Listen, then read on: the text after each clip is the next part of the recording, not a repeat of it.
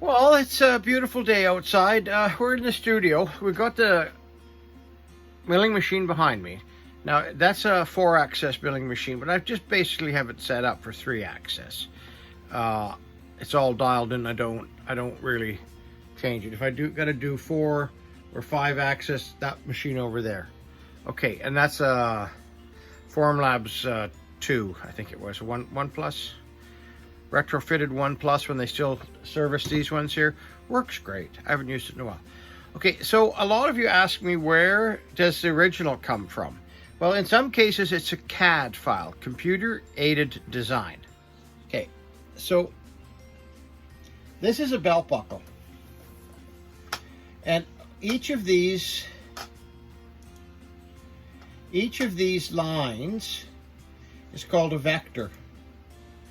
And I can ask this program to take that vector and right click, shape editor, and then so let's go to the piece itself. So now I know this is going to be real, so let's make that 10. So I'm asking that line to come up 10. I'm going to add, so it should jump up now. See how that jumped up? Okay, so now, excuse me, that's exaggerated. But could you imagine each small vector, like, let's undo that, edit, undo. Okay, edit, undo. So we undid that. But if we were to say something subtle, like I've already designed the death head in a different program, a different file, and I brought that file over here and I put it on top of the belt buckle. It's a kind of a paste type of thing. But I realized that I didn't like the height of the horn, so I just made a vector around the horn, and I lowered it or I raised it to how I felt comfortable. So let's just make that, let's just, for the sake of conversation, go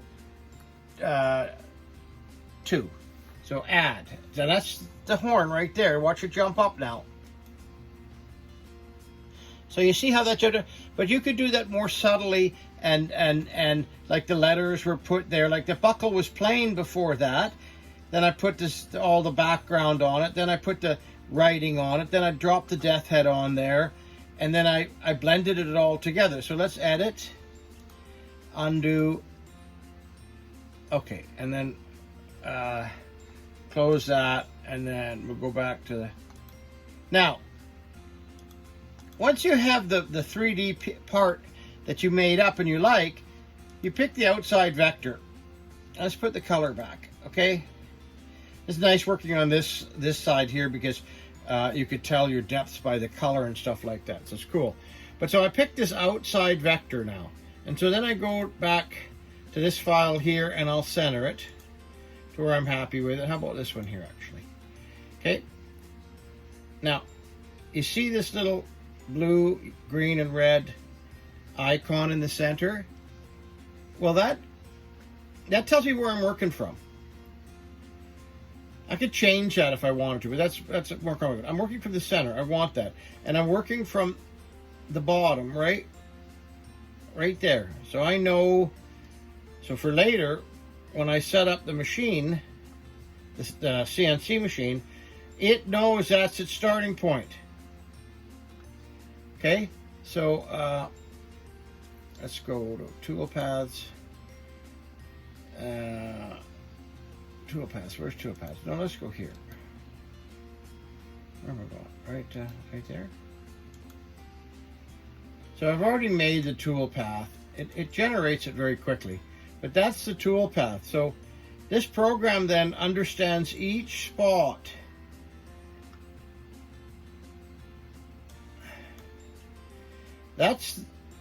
So if you were to see these red lines, that's the tip of the bit going back and forth, back and forth. And here it's climbing and it's jogging. So all this program needs to know is this spot and that spot. The machine itself will go in that direction. It'll go from there to there. That's what it's designed to do. So in the long run, with all these long ones, it knows to go from there all the way over to there before it needs to make its next move.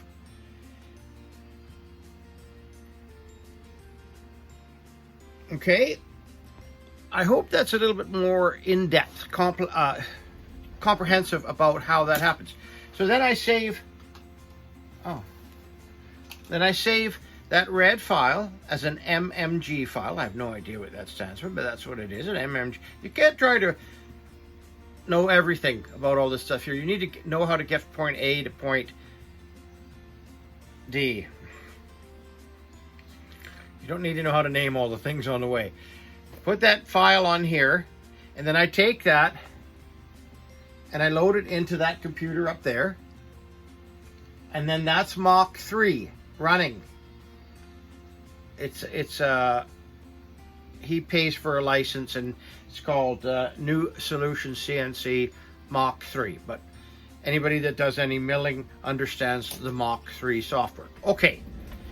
So then so now the mill knows that red pattern. It understands that red pattern as a numerical sequence, numerical value. Each spot, like from that little red, green, and blue thing that I pointed out, is the center of its universe. So any numbers that you plot, X and Y and Z. So it understands it as X is either a positive or a negative. The Z on this machine, you wouldn't want it to have a negative value because you'd be ramming into the deck. So Z is always up, so it'll be up, a plus number, a regular number. And then X and Y, X is this way, and Y is that way. So there'd be X.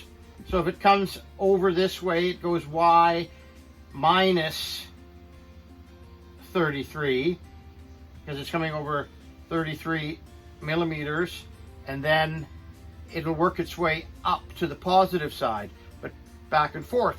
And so that's Y, and then X, is that right?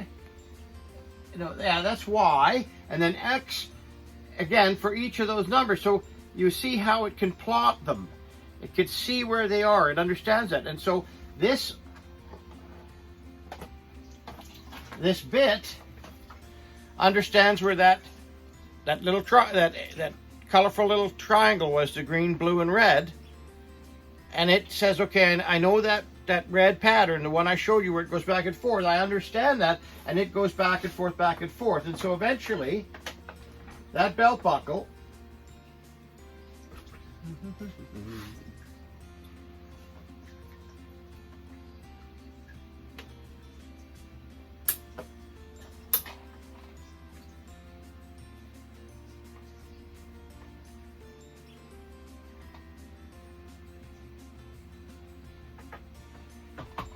now, I normally don't dump that stuff in there.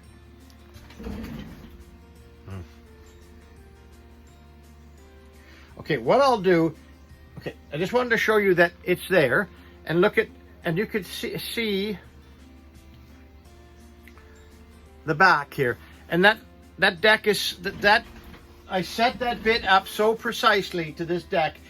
I mean, there's aluminum foil shims around here on the deck and on the back and X, Y, and Z, and even on the A there's shims. This thing's been dialed in to the 50th of a millimeter, so that when you set this up, that when even if the bit's over here, it's at the same spot on Z. The Z plane is completely flat. Otherwise, you're not going to get this nice cutout. Okay, so what I'm going to do is I'm going to take you over to the casting room, and that's where the sink is. And then we're going to just scrub this thing off, and I'm going to show it to you. So we went from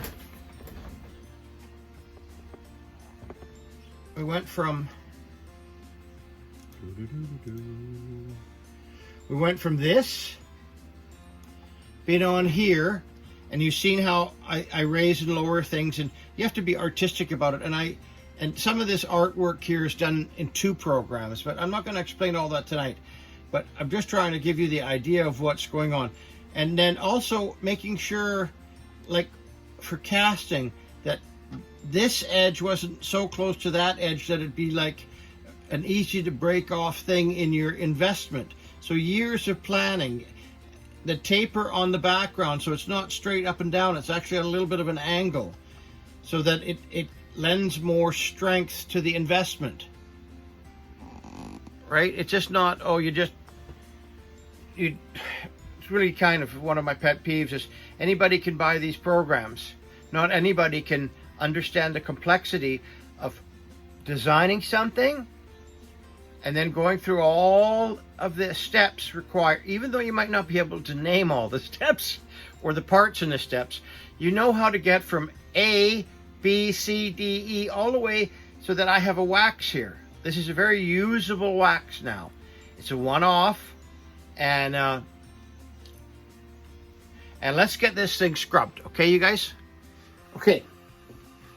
Another thing is, I don't know if I mentioned about the little tabs. The little tabs are designed, once you start cutting this thing, it's so precise that once you get up to the top, this piece could possibly flop around in there. So you don't want that. You build little tabs on there. Okay, some nice water and a nice, put this down on a real flat surface. A little bit of soap. Soap relieves the tension of the cut wax. And just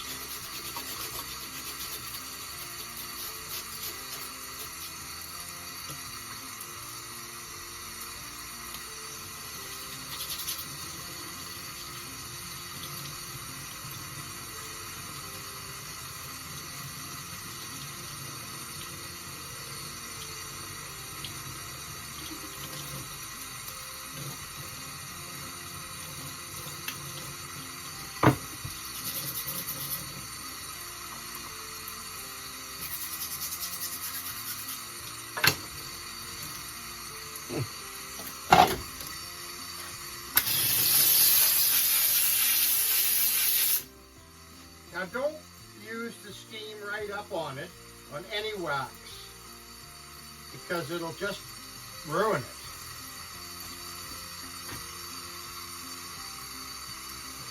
Is that not cool? Nice factory back on the wax too, right? I try to.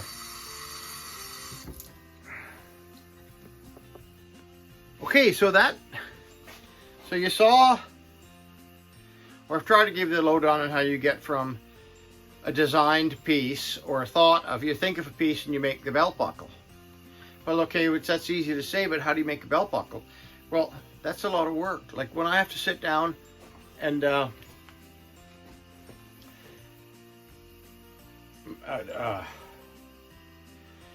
okay, so the original buckle, that artwork, I made that, right? It made the death head and everything like that. Okay, I've saved one of these files without the Ritchie on it and without the 20, without the year. Because sometimes the member likes to have the date on it. And then the Regina might be different. It might be wherever, right? Wherever we have a charter. So that's how I do that. And then so I'll cast this piece all flat and standing like that, kind of get her going. And then I got that nice I want to call it a clamp, but a wooden die that I press these into so they're all uniform. It's going to be a beautiful piece. Richie, congratulations on your 20th, brother. Okay, you guys, if you like what I'm doing, hit the subscribe button, hit the like button, make a comment. Doesn't cost you anything.